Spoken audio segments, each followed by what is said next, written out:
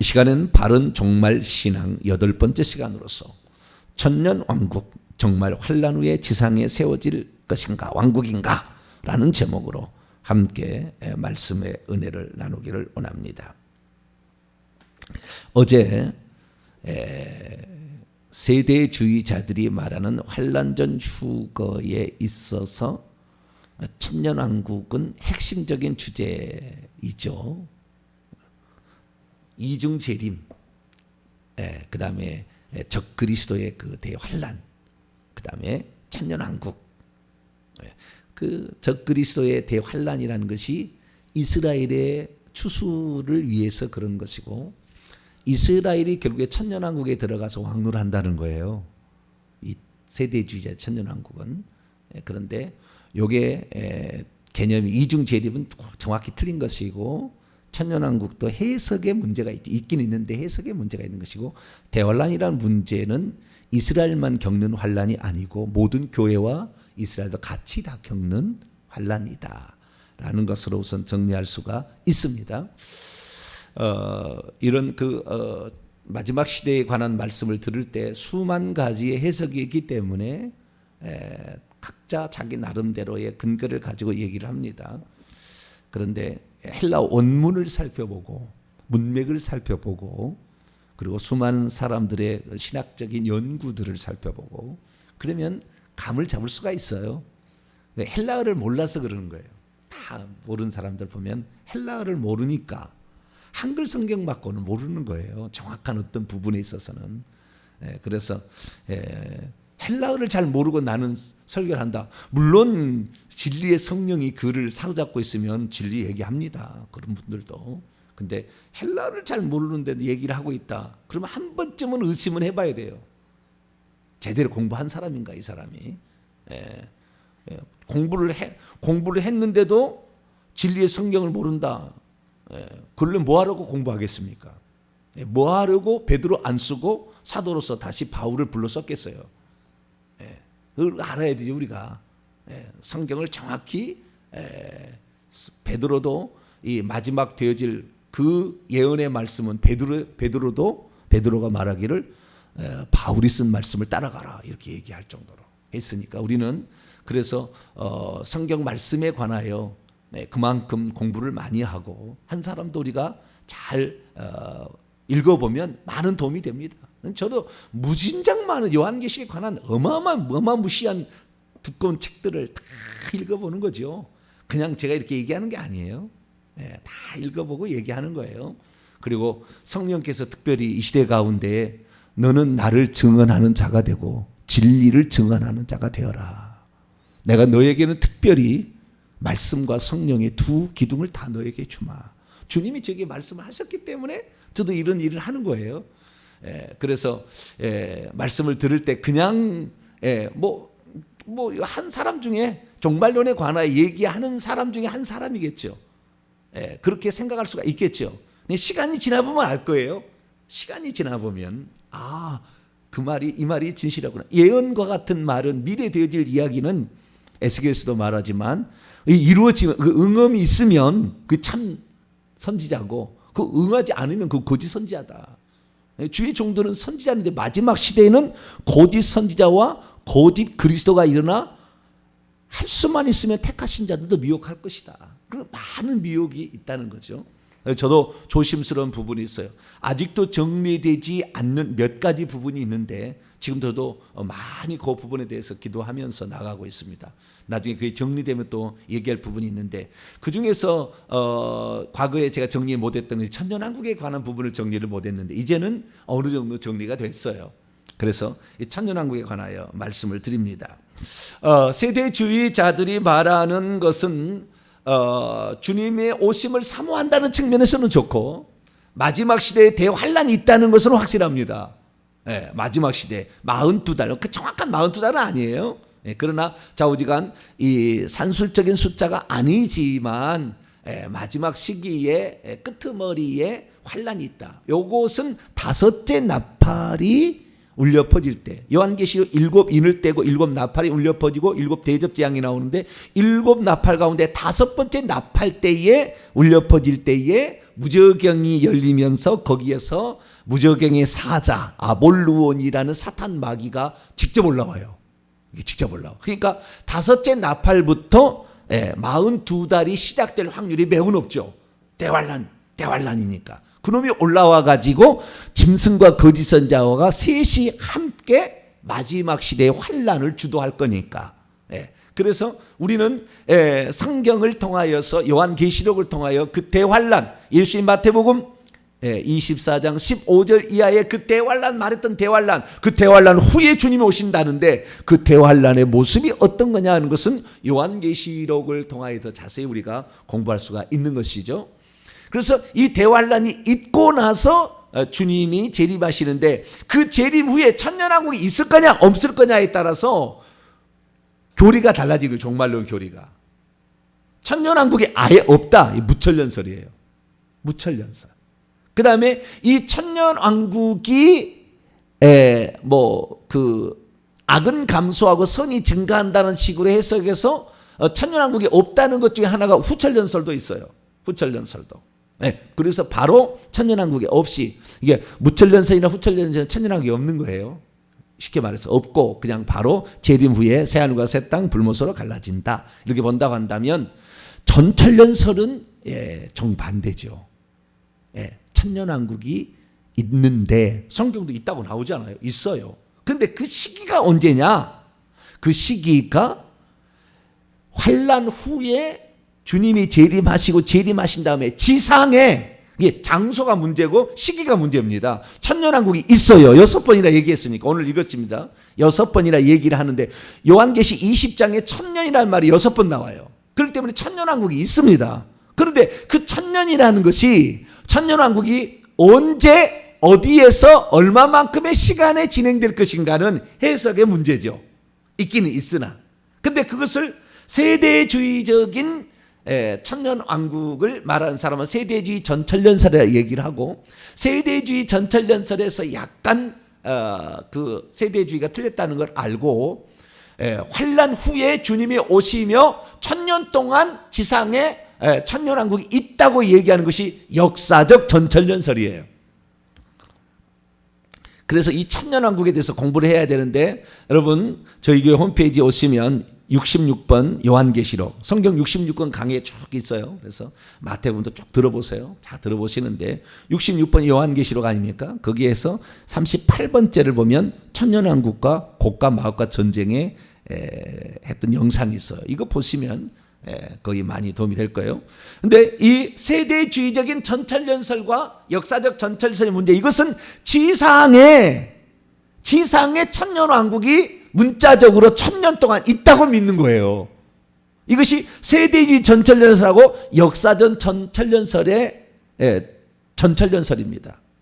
그러니까 예수님이 재림하시고 천년왕국이 있고, 천년왕국이 끝난 다음에 곡과 마곡과 전쟁이 있고, 그 다음에 백보자 심판이 있어서 새하늘과 새 땅, 그 다음에 불못으로 갈린다.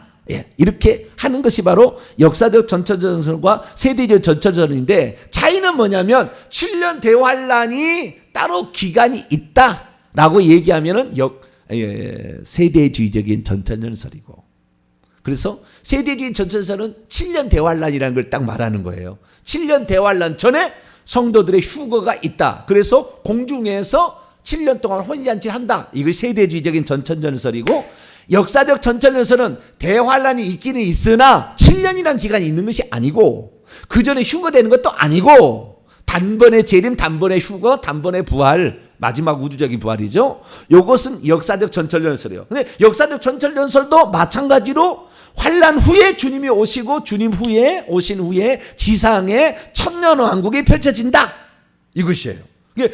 지상의 천년왕국이 문자적으로 1000년 동안 있을 것이다 라고 얘기하는 것이 전천년설이다. 이것이 역사적 전천년설이다, 이렇게 정리를 할 수가 있습니다. 그러면 성경은 과연 뭐라고 얘기할 것인가? 선이 증가하고 악이 감소함으로 구약 시대가 끝나고 예수 초림 후에 선이 증가하고 악이 감소해서 천년왕국이 상징적으로 있다가 대환란 대비호 후에 그냥 예수님이 재림하고 끝날 것인가? 이거 후천연설이죠. 우리는 우리 교회가 말씀하고 있는 것, 제가 말하는 것은 무천연설에 가깝으나 무천연설이 아니에요. 무천연설 틀렸어요. 무천연설도 천년이 없다고 하는데 천년이 있는데 무슨 없어요. 부천연설 얘기하는 것은 상당히 틀린 게 많아요. 그래서 무천연설을 따라가도 안 됩니다. 우리는 성경대로 따라가야 되는 거예요. 자, 그러면 성경대로 따라가려면 어떻게 할 거냐? 먼저 결론부터 말씀을 드리고 시간이 길어지니까 그 다음에 제가 설명을 해드리겠습니다. 예수 그리스도께서 부활하셨어요. 죽은 지 사흘 만에 부활하셨어요. 그래서 부활하셔가지고 내가 아버지께로 가니 나를 만지지 마라. 막달라 마리가 막 만지려고 하니까 내가 첫 열매로 드려야 되는데 네가 만져서 안 돼. 그리고 주님께서 고린도 15장 20절에 의하여 부활의 첫 열매가 되셨죠. 그러니까 첫 번째로 하나님 보좌 앞에 부활체로 간 처음 사람이 예수 그리스도. 아시겠죠? 구약의 수많은 아담, 노아, 무슨 모세, 다니엘, 그다음에 다윗 이런 사람도 있잖아요. 구약의 유명한 이런 사람들도 부활체로 하나님 보좌에 가지 않았어요. 구약에는 보좌가 한 개밖에 없었고 불이 이글이글 타는 것으로만 나와요. 보는 환상으로 봤을 때. 그리고 구약의 성도는 다 낙원이라는 것으로 갔습니다. 천국의 한 켠인 낙원으로 갔어요. 그 낙원을 그대로 본받아 이 땅에 지은 것이 에덴 동산이에요. 근데 그 낙원으로 가 있는데 부활체는 아니었어요. 부활체는. 그리 가 있다가 예수께서 부활의 첫 열매가 되시고 나머지를 한꺼번에 부활을 시켰다. 이것이 에베소서 4장에 나와 있어요. 그래서 예수님께서 부활의 첫 열매가 구약의 성도를 한꺼번에 부활체를 입어서 이제 보좌 앞으로 가게 되고 보좌 앞에 간 다음부터 성도가 죽으면 즉시 부활체를 입고 천국에 들어갑니다. 그래서 지금 부활관이 다 틀린 것이고 이것은 고린도서 강의 15장에 제가 가서 자세히 또 설명하니까 더 들어보시고 그래서 이 계속해서 지금 이제 개인적으로 부활이 일어나고 있는 거예요. 성도들은 다. 그럼 이 부활할 때 천국에 가는 기준이 뭐냐? 백보자에서 그렇지만 생명책의 이름이 기록되면 천국이에요. 근데 그 생명책의 이름은 그가 예수 그리스도를 믿고 온전히 믿고 회개를 할 때 생명책 이름이 기록이 됩니다. 그런데 그가 그렇게 믿고 있음에도 불구하고 죄를 짓고도 회개차에서 더럽혀지면 죽을 때 생명 이름이 지워져요. 지워져. 그래서 대부분 성도들이 지워져서 지옥 가는 겁니다. 성도들이 약 90%가 이름이 생명체에 기록됐으나 지워져서 지옥 가는 거예요. 죄를 짓고도 회개치 안 하니까. 그리고 왜 제가 회개하라 이런 얘기를 하겠어요?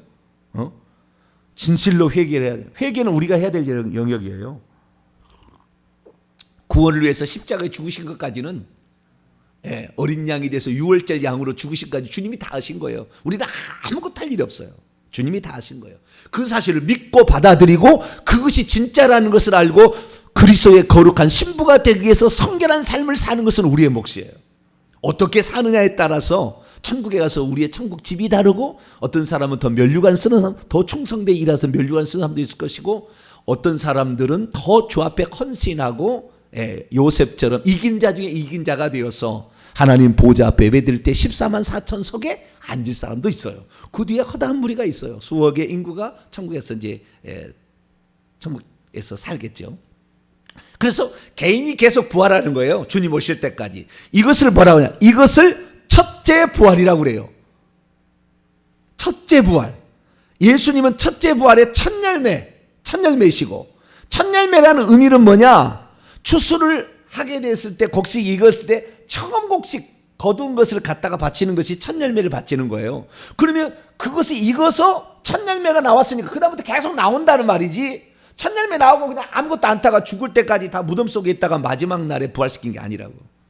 계속 이 추수가 일어난다 그 말이죠. 그래서 이것을 첫째 부활이라고 그래요. 이 첫째 부활에 속한 사람이 복이 있다라는 말이 오늘 본문 나오잖아요. 자, 5절 6절. 그 나머지 죽은 자들은 천년이 차기까지 살지 못하더라. 이런 첫째 부활이라. 이 첫째 부활에 참여하는 자들은 복이 있고 거룩하도다. 둘째 사망이 그들을 왜? 당연하죠. 첫째 부활로 이미 생명책 이름이 기록돼서 천국에 간 사람이 둘째 사망을 받고 둘째 사망은 불못이에요. 요한계시 21장 8절에 불못인데 그 불못에 떨어질 리가 없잖아요. 그래서 둘째 사망이 그들을 다스리는 권세가 없고 그들이 하나님과 그리스도의 제사장이여 천년 동안 그리스도의 더불어 왕노하리다. 지금 첫째 부활이 돼서 올라간 사람들이 천년 동안 왕노하다가 재림하실 때 예수님 뒤를 따라오는 거예요. 그러니까 천년왕국은 지상에서 펼쳐지는 왕국이 아니라 하늘에서 그리스도와 함께 펼쳐질 왕국이에요. 그리고 그 천년은 하늘의 시간이에요. 하늘의 시간. 이 땅의 시간이 아니고 하늘의 시간은 하루가 천년 같고 천년이 하루 같다고 베드로가 얘기를 했잖아요. 그렇기 때문에 산술적인 천년을 딱 채우는 게 아니라고요. 그건 예수 그리스도의 승천 이후부터 재림 때까지 하늘에서 왕노를 하는 기간을 천년이라는 기간이라고 상징적으로 표현하는 것이고, 그 부분에 가서 많은 또 한편의 설교했으니까 다 들어보시고 할 것이고, 이 천년이 지난 다음에 주님이 데리고 재림하시는 거죠. 예수님 백마를 타고 앞장서시고 뒤에 철장 권세를 가지고 뒤에 따라오죠. 이기는 자들이. 아무래도 14만 4천 명인 사람이 더 가까이 있을 거예요. 따라올 때도. 예. 허다한 무리가 쫙 와서 이제 그때에 전쟁이 일어나는 그 전쟁이 아마겟돈 전쟁과 동시에 곡과 마곡과 전쟁이에요. 이게 천년왕국은 하늘에 있는 것이지 재림 후에 이 땅에서 펼쳐질 위하여. 여러분 재림한 후에 이 파괴되어서 완전히 파괴됩니다. 재림 때까지의 모든 세상은 지혜강천이 다 파괴돼서 사람이 살 수 없는 환경이 되는데, 거기에서 다시 저기 쓰레기장을 다시 거기에서 좀 집을 지어서 천년 동안 사실래요? 아니면 새하늘과 새 땅에 사실래요? 왜 이 땅에서 살아야 되는지 모르겠어. 왜 이 파괴된 이 세상에서 완전히 파괴돼 가지고 막 지진 나고 기근 나고 살 수 없어. 완전히 파괴된 이 세상에 사냐 그 말이에요. 거기 살려고 하는지 모르겠어요. 왜? 천년왕국이 있으니까 잘못 해석하는 것을 모르고. 그래서 이 천년왕국은 지상에 펼쳐진 시기가 아니다. 장소가 지상이 아니다. 시기가 이 땅의 시간이 아니다. 하늘의 시간으로서 천국에서 펼쳐질 것이라고 정리를 할 수가 있겠습니다. 그러면 우리가 이것을 보게 될 때에 과연 이 아마겟돈 전쟁은 요한계시록 19장 17절에서 마지막 절까지 나오는데, 아마겟돈 전쟁은 짐승과 거짓 선지자가 일으키는 전쟁이에요. 하늘에 백마를 타고 온 자와 그 뒤를 따르는 자를 향하여 전쟁을 일으키는, 누가? 짐승과 거짓 선지자. 이것이 아마겟돈 전쟁이라고 나오고 있고, 20장 7절부터 10절까지 말씀을 보게 되면 곡과 마곡과 전쟁이 나오는데, 곡과 마곡과 전쟁은 사단이 성도들의 진영과 사랑하시는 성 예루살렘, 이 두 성을 향하여 전쟁을 일으키는 거예요. 왕들을 데리고 와서 전쟁을 일으키는 거예요. 그러니까 전쟁을 일으키는데, 우리가 요한계시록 16장에 살펴봤지만 3명의 더러운 영이 마지막에 아마겟돈 전쟁을 일으킨다고 나왔지 않습니까? 다시 한번 그게 핵심 포인트예요. 요걸 놓쳐버리니까 짐승과 거짓 선자가 일으키는 전쟁은 천년왕국 전에 아마겟돈 전쟁이고, 용이 일으키는 전쟁은 천년왕국 후에 곡과 마곡 전쟁이다. 이렇게 나눠버린 것이 문제인 거예요. 이것이. 근데 그것을 잘못했다는 걸 한 키에 딱 끝내는 게 요한계시록 16장의 말씀과 20장의 말씀이에요. 자, 16장을 다시 한번 열어볼까요? 13절로 14절.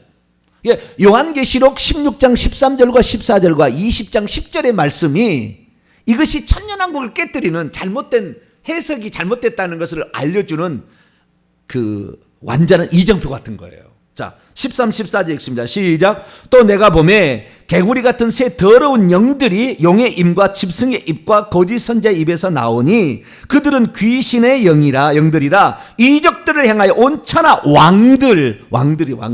왕들에게 가서 하나님 곧 전능하신 이의 큰 날에 있을 전쟁을 위하여 그들을 모으는 존재가 세 존재라고 말해요. 용과 짐승과 거짓 선지자. 이름하여 용과 적그리스도와 거짓 선지자가 삼위일체가 되어가지고 마지막 환란을 일으킨다 그 말이에요. 대환란을. 성도들을 죽이는 거. 지금 아프간에서 죽이듯이 예수 믿으면 그냥 목 잘라 죽여버리는 거죠. 그때는 목을 쳐서 잔인하게.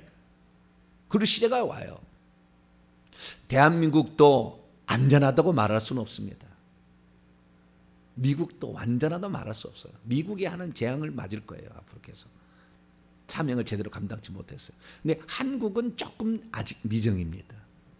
제가 봤을 때. 그래서 제가 이 마지막 때에는 적그리스도가 그때, 적그리스도는 짐승이잖아요. 바다에서 올라오는 짐승이 세상을 지배할 때 매매라는 것을 가지고 사람을 잡아들이잖아요. 그때 매매를 못하게 해서. 내가 농사 지을 방법을 미리 좀 알아놓으라. 시골에 땅이 있으면 팔지 말고 갖고 있으라 하는 얘기가 거기 있어요. 거기 있습니다. 기근의 재앙이 닥칠 것이고, 살 수 없는, 지진이 많이 나면 아파트가 균열이 나서 살 수 없을 때가 와요. 그러니까 시골에 단층 집에 사는 게 좋아요. 너무 산자락 있는 데는 하지 마세요. 토사가 내려와서 산에서 무너뜨리니까 산자락에 그런 데 말고 좀 평지에 농사 지을 수 있는 이런 데가 좋아요. 근데 그것은 우리의 세대가 올지 않을지는 모르겠지만 준비해내면 우리 자식은 혹시 안 온다면 우리 자식이 거기에서 안전하게 주님을 맞이할 수도 있겠죠. 여기 보니까 큰 날에 있을 전쟁, 아마겟돈 전쟁이에요. 근데 아마겟돈 전쟁은 짐승과 거짓 선자만 일으키는 전쟁이 아니라 용까지 셋이 같이 하는 건데, 용은 보이지 않고 끝까지, 짐승과 거짓 선자는 사람이 역사하는 거예요. 사람 속에 그 영이 들어가서, 영들이 들어가서 역사한다고요. 그러니까 지금 짐승과 거짓 선자는 우리 육신의 눈에 보이는 사람이 일으키는 전쟁이고, 사단이 일으킨 전쟁은 안 보인다 그 말이에요. 안 보여. 자, 그러면 요한계시록 19장 넘어와서 19절로 보게 되면, 요한계시록 19장 19절로 21절을 보게 되면, 또 내가 보매, 요게 이제 아마겟돈 전쟁이라는 거예요. 짐승과 거짓 선자가. 그 짐승, 이게 바다에서 올라오는 그 짐승, 적그리스도라고 표현되는 그 짐승과 땅의 임금, 이게 왜 임금들 똑같은 말인데, 땅의 왕들입니다. 왕들. 이것이 에스겔서 38, 39장이 나와요. 그 왕들이 누군지가 다. 그 왕들과 그들의 군대들이, 그래서 제가 누가복음 20장 21장 10절에 그런 얘기를 했다 그랬지 않습니까? 그 예루살렘이 군대들에게 에워싸이는 것을 보거든 대환란이 있으니까 빨리 도망치라. 그때는 도망치는 것이지, 아니면 잡히면 무조건 죽는 거니까. 그래서 다니엘이 말한 바, 선지자가 말한 바, 멸망에 가증한 것이 거룩한 곳에 선 것을 보는 것이 군대들에 의해서 예루살렘에 에워싸이는 것이다. 이거다.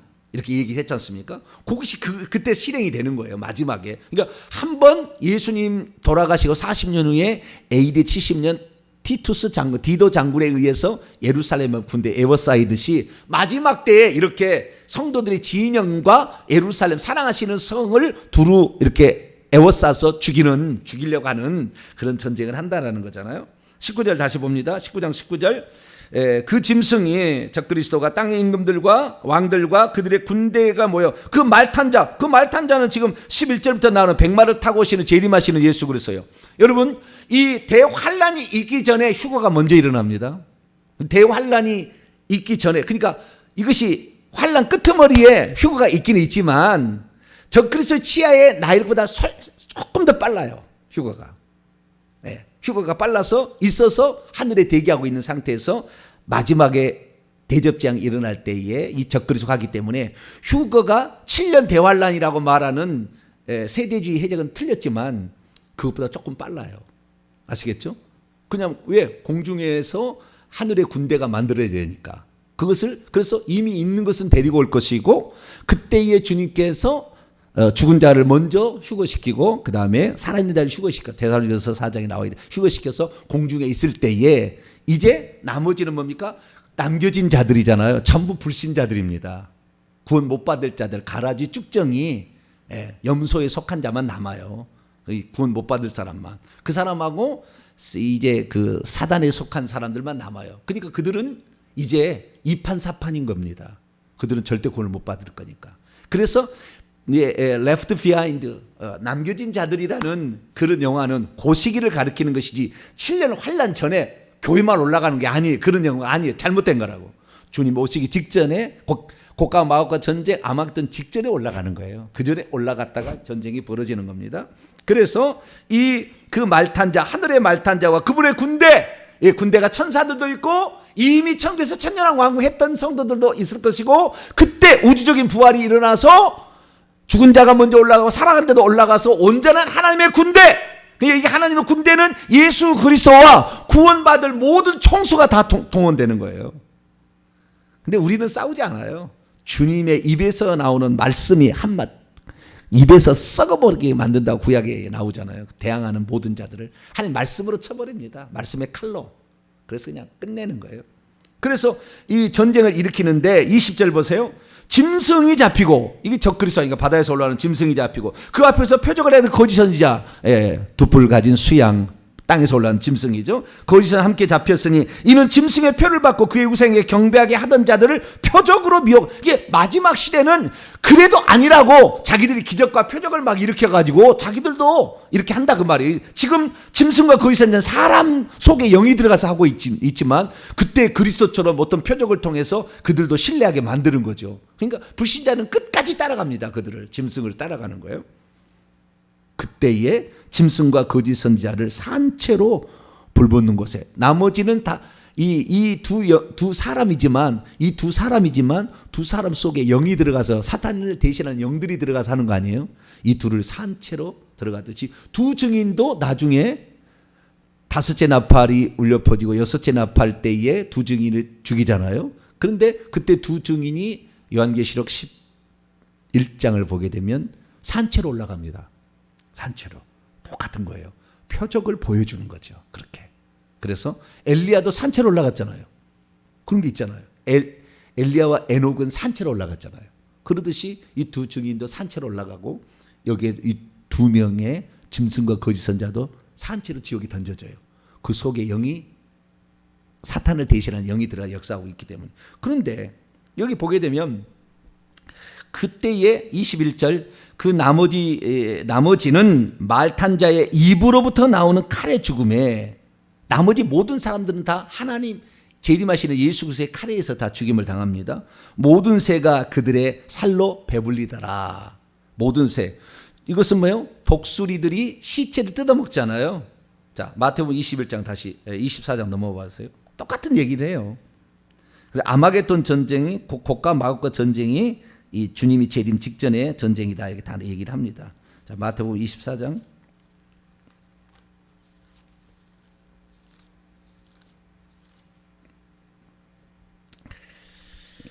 재림이 이제 대환란이 있고 나서 이제 군 못 받을 사람만 남겨진 잠깐이지만 그 시간이 있거든요. 그때 그리스도가 골방에 있다, 어디에 있다 막 속일 수도 있어요. 그러나 절대 그때는 이미 끝난 거지 그겠지만, 자, 오지간 그 무렵이 되게 되면 27, 28절 보세요.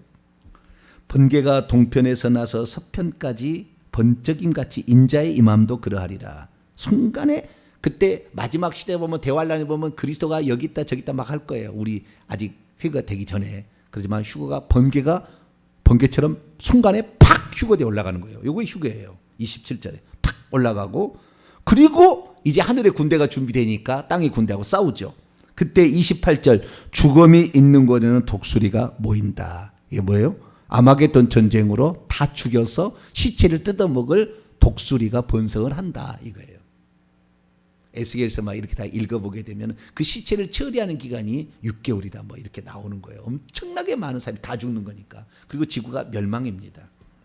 그래서 이 다시 요한계시로 넘어와서,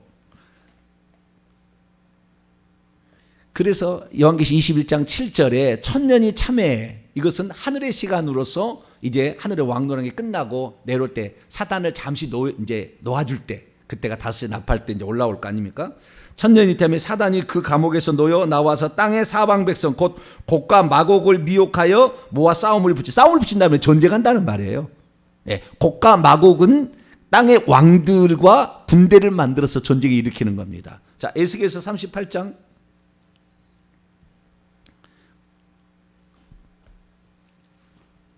2절을 보게 되면, 마곡과 곡이라는 것은 결국에 하나님을 대적하여 일어날 마지막 시대에 대적하는 그 최후의 악의 세력의 그 모양을 곡과 마곡 전쟁으로 표현하고 있는데, 이 곡과 마곡 전쟁은 5절에 보면 바사, 셈족 계열의 후예입니다.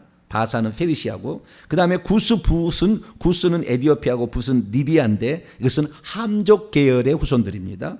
그 다음에 6절에 고멜과 도갈마는 터키족이고요. 고멜은 오늘날의 독일, 영국, 스페인, 아르메니아를 만든 족속인데요. 이 족속은 야벳 족속이에요. 그래서 셈과 함과 야벳의 나라의 왕들을 데리고 와서 전 세계에 다 꼬이는 겁니다. 다 꼬여가지고 하나님을 대적하게 만들어요. 그것도 재림하시는 그분을 대적하게 만든다고. 어마무시한 겁이 완전히 상실됐죠.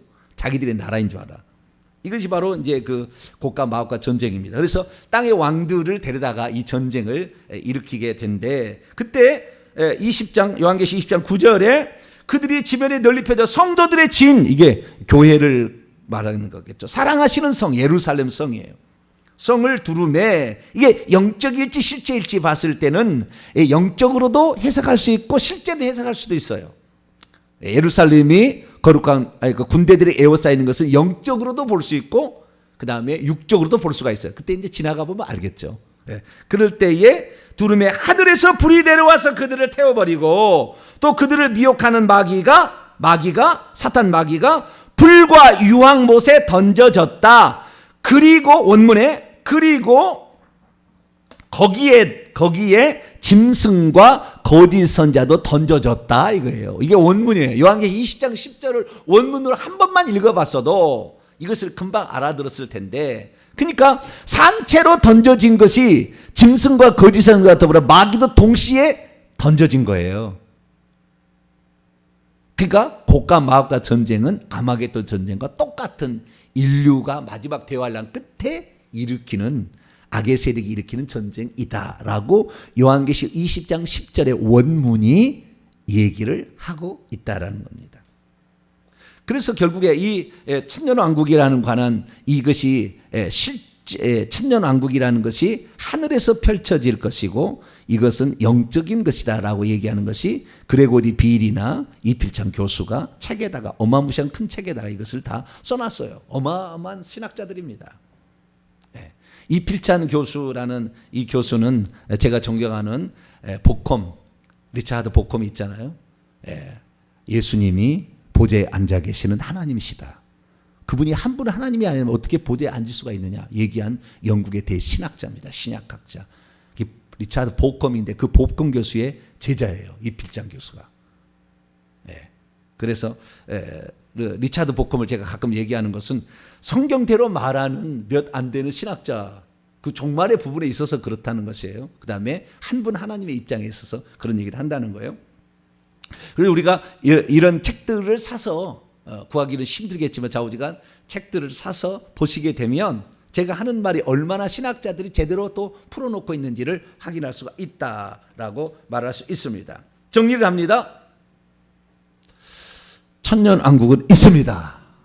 대환란도 있습니다. 7년 대환란이 아닐 뿐이고 그 다음에 지상의 천년왕국이 아닐 뿐이지. 분명히 있습니다. 그러나 천년왕국은 하늘에서 있는 것이고 예수님의 승천 이후 재림 때까지의 천국에서 왕노를 하는 것을 가리키는 것이고, 그리고 그 끝으로 재림이 있는데 이것이 곧 아마겟돈 전쟁이자 이것이 곧 곡과 마곡의 전쟁이다. 그리고 백보자 심판으로 새하늘과 새 땅, 그 다음에 불못으로 갈린다. 이렇게 천년왕국이 없다고 누가 해석을 했느냐, 누가 말했느냐? 베드로 사도가 말했어요. 요거 읽고 마치겠습니다. 베드로서 3장. 천년왕국이 없다. 그것은 상징적인 것이다 라고 베드로가 말했어요. 우리는 베드로 사도를 무시하면 안 돼요. 베드로 후서 3장 8절, 천년이 하루 같고 하루가 천년 같아요. 시간이 우리의 시간과로 틀리다는 겁니다. 10절입니다. 그러나 베드로후서 3장 10절, 주의 날이, 주님이 재림하시는 날이 도둑같이 올 거다. 나중에 다 의미 설명하겠습니다. 그날에는 하늘이 큰 소리로 떠나가고 물질이 뜨거운 물에 풀어지거니와 땅과 그 중에 있는 모든 일이 드러나리로다. 이 모든 것이 이렇게 풀어지니 너희가 어떠한 사람이 되어야 마땅하냐? 거룩한 행실과 경건함으로 하나님의 날이 임하기를 바라보고 간절히 사모하라. 그날 재림의 날에는 하늘이 불에 타서 풀어지고 물질은 뜨거운 불에 녹아지려니와 우리는 그때 그의 약속하신 대로 의가 있는 곳인, 의가 거하는 새 하늘과 새 땅을 바로 바라는 거예요. 천년왕국에 이 땅에 와서 천년왕국 하는 게 아니고 주님이 재림하시면 그날 모든 것은 다 태워서 없어져서 불못이 되는 것이고 새 하늘과 새 땅에 우리는 들어가서 살게 된다. 이것이 베드로 사도가 천년왕국이 없다라고 얘기한 거예요. 우리 베드로 사도의 말도 진리의 말을 했으니까 그게 보통 얘기겠습니까? 그래서 우리가 성경대로 우리가 믿는 것은 대환란을 우리는 기다리고 있다라는 것을, 대환란 어떻게 준비할 것인가 이후에 설교에 나옵니다. 어떻게 준비할 것인가 계속 나가겠습니다. 기도하겠습니다. 거룩하신 하나님 감사합니다. 말세에 되어질 일들에 대해서 다 성경적이라고 얘기를 합니다. 그러나 시간이 지나보면 누구의 말이 맞고 틀린지 알게 되겠지만 이 시대 가운데 우리가 들을 말을 듣고 진리의 성령의 가르침을 받아 환난을 잘 대비하게 도와주시고 천국에 들어갔을 때에 보좌에 앉고 면류관 얻는 성도가 되기 위해서 깨어 기도하는 저희들 되게 해 주옵소서. 우리 주 예수 그리스도의 이름으로 기도하옵나이다.